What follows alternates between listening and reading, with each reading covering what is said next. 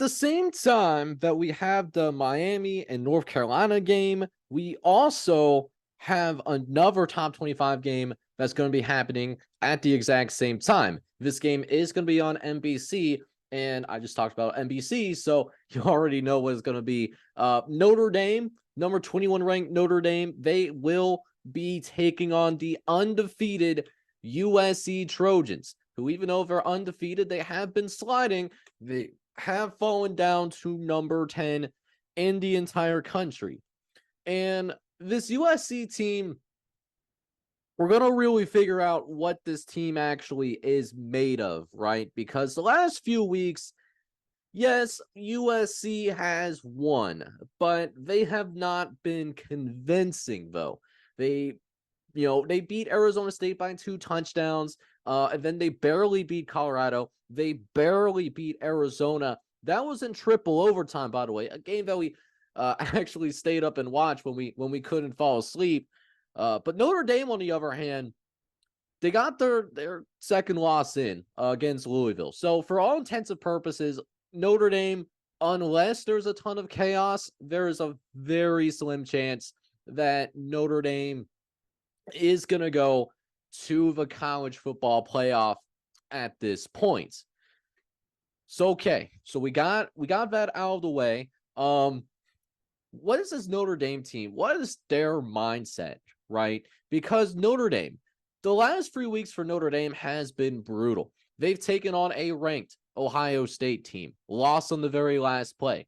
They played a ranked Duke team and were in a slugfest till the end, had to pull away at the very end. They did win that game, though.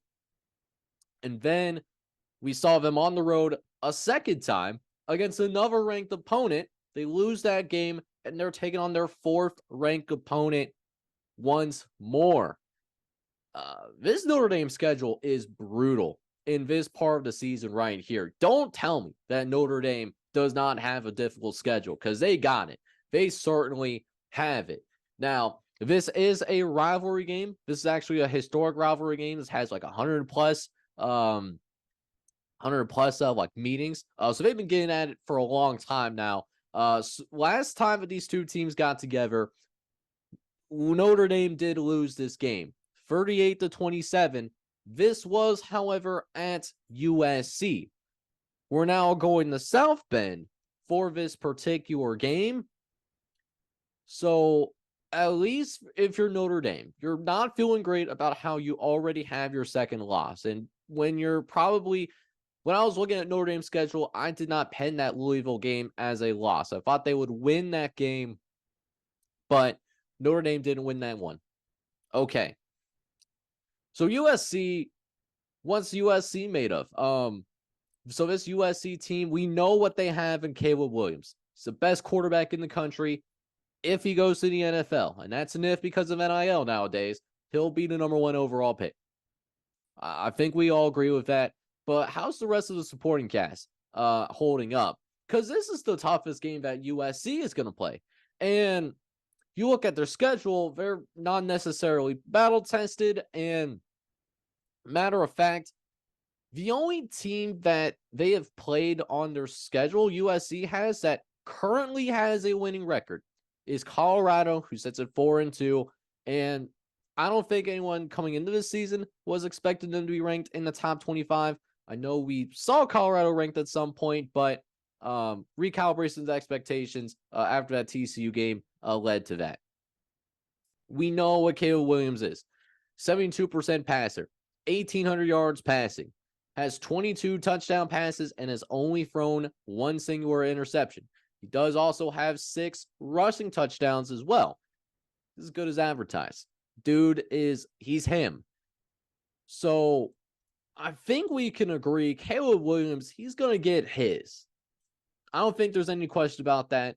USC is going to score. At least I would think. It doesn't matter how good your defense is. USC is going to score points in this game, and they're going to score plenty of points. The question in terms of how this game is going to go is, can Notre Dame match and get enough critical stops?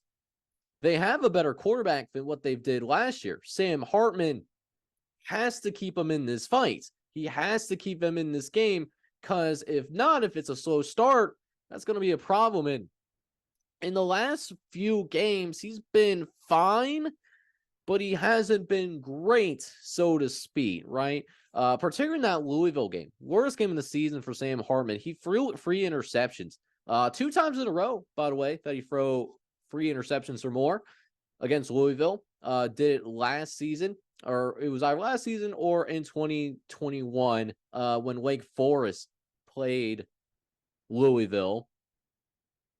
So, and on top of that, their offensive line has not played at the level that it has. It allowed 5 sacks in that game. It allowed 24 total pressures. I mean, Sam Hartman's got to have time. He's not that mobile of a quarterback.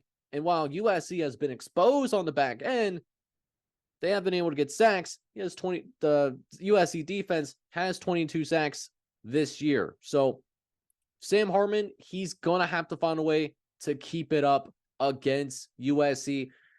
Notre Dame has to find a way to score 30 plus. If Notre Dame doesn't score 30 plus, I don't see a scenario personally where they end up winning this game. This is not going to be a defensive struggle, or at least I don't think. Now, what's working in favor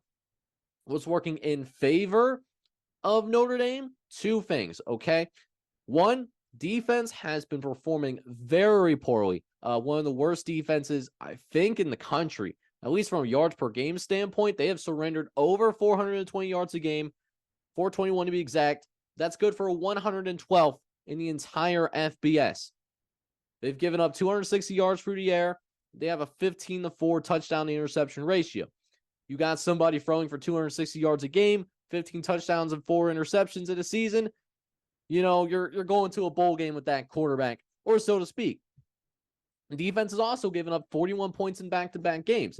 That includes that triple overtime victory against Arizona. So the USC defense is certainly vulnerable. I think no one is disputing that.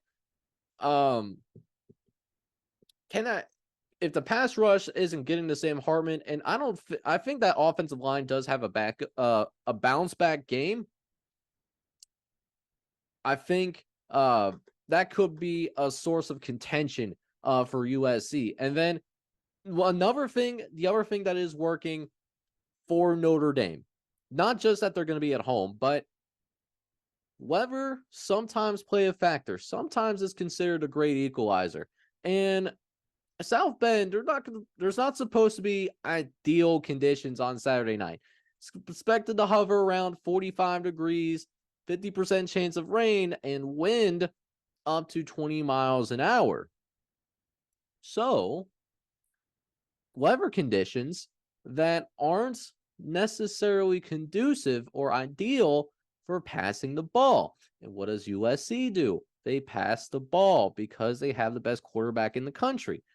Notre Dame's got a good quarterback themselves in Sam Hartman, but they can also run the ball. They have the best running back room in the entire country, led by their tailback, that tailback being Audric Estime, who has almost 700 yards rushing at this point of the year.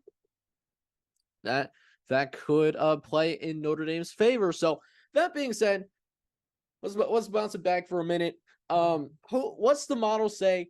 What does the line say as of right now? So line currently has Notre Dame at 2.5 points. And then we also got the power rating model liking Notre Dame at that -8. I'm going to agree with the model here yet again, because I think what it barrels down to for me is, and you saw it in the power ratings that I released earlier this week, I'm not a firm believer in USC.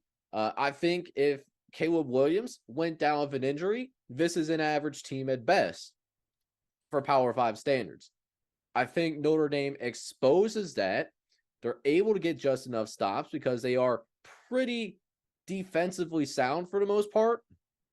The only time that they allowed 30-plus points was to that Louisville team.